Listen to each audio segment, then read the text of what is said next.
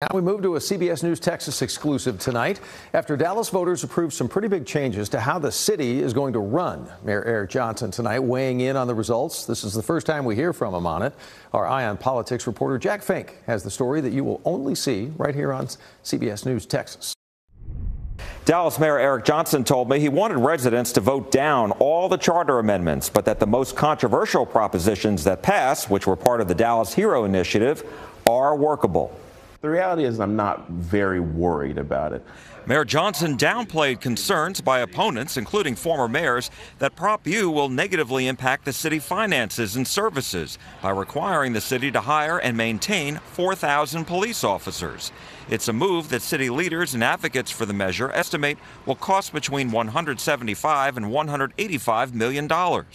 It's not going to destroy the city of Dallas. It's not going to bring us to our knees financially. It does force us to, put our money where our mouth is on public safety, and I don't think that's a bad thing. As for Prop S, which allows residents to file suit against the city if it doesn't comply with the charter, city ordinances, and state law, he expressed concern about what he called enforcement through litigation.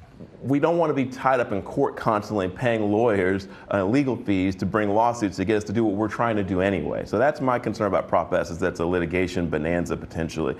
The mayor said his recommendation to Dallas residents was to vote down all of the charter amendments, not just certain propositions. Because if none of them passed, I had a legal opinion from our city attorney that said we got to have an immediate do-over.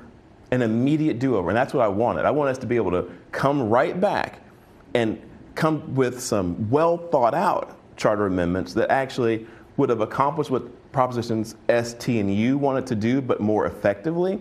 One of the mayor's friends from serving in the legislature, former Republican state lawmaker Scott Turner, has been nominated by President-elect Donald Trump to serve as HUD secretary. I asked the mayor if he's had any conversations about joining the Trump administration.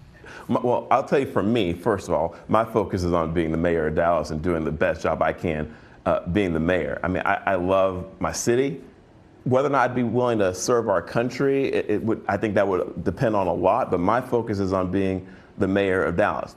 The mayor told me he told Scott Turner that he would like Dallas to be at the front of the line for anything HUD will be doing to help cities.